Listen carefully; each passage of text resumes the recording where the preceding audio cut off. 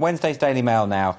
Turns out maths is problematic in more ways than one. Yeah, so the Quality Assurance Agency, which is an independent charity that checks on standards in the university sector, has been accused by top academics of engaging in tokenistic anti-racism efforts. So basically the QAA, they published proposed guidance which states that the curriculum should present a multicultural and decolonised view of mathematics.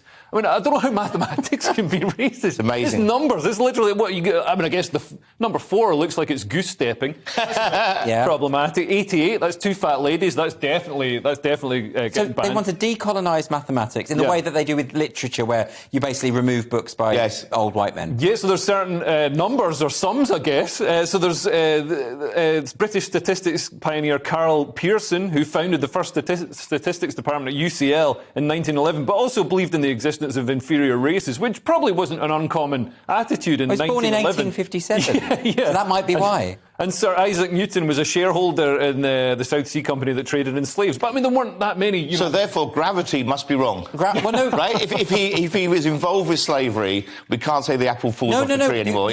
They have said this. They've said that the laws of motion need to be problematised. Well, because of his support of slavery. I agree with them. In 1640 something. I'm totally with them. For goodness sake. Imperialism happened on a round Earth, so therefore it must be flat. This all makes sense. And we should get rid of the imperial system of units.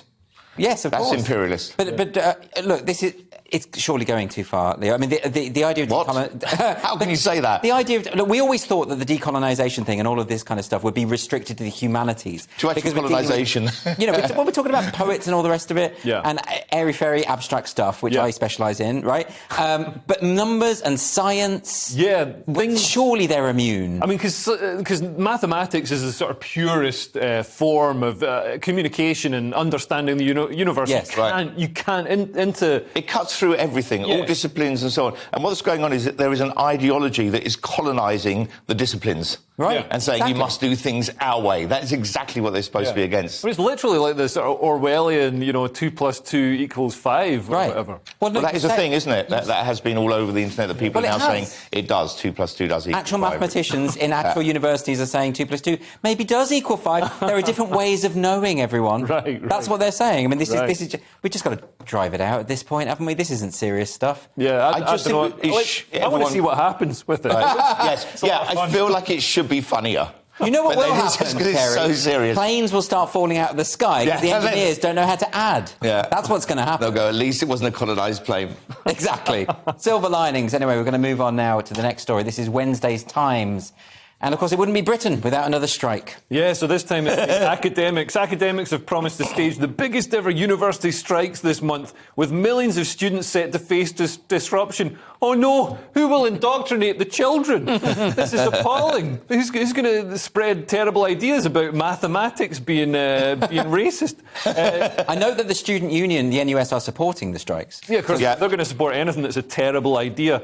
So, they've got a new president now, so they've probably toned down the anti-Semitism, but they're still keeping the decolonisation there. So the strikes are going to take place on November the 24th, 25th and 30th, and nobody will notice a thing different. Nobody like the academics. Oh, academics work hard. Come on, they barely work. If there's anything that's a scam, it's... I mean, I have to say, 3 days off, I don't think any students will notice that. It's so unambitious, it's amazing. Yeah. And even the nerve to call it the biggest ever... I mean, it might be the biggest ever university strike, but that's still pathetic. Everyone's been off for 18 months from COVID anyway, and now you're going to do 3 days. And there's strikes going on with trains every other week. So, so you're going to miss like a 45-minute Zoom call in the afternoon. That's what this is going to be. It's not quite the same, is it, than when tube drivers strike and no one can get anywhere? What does this mean? Someone can't read Milton? It basically means everyone should be replaced with a robot. Including academics. Actually, I would say you're being a Philistine, but now, these days, I sort of agree with you. Yeah. Because they're basically robots anyway.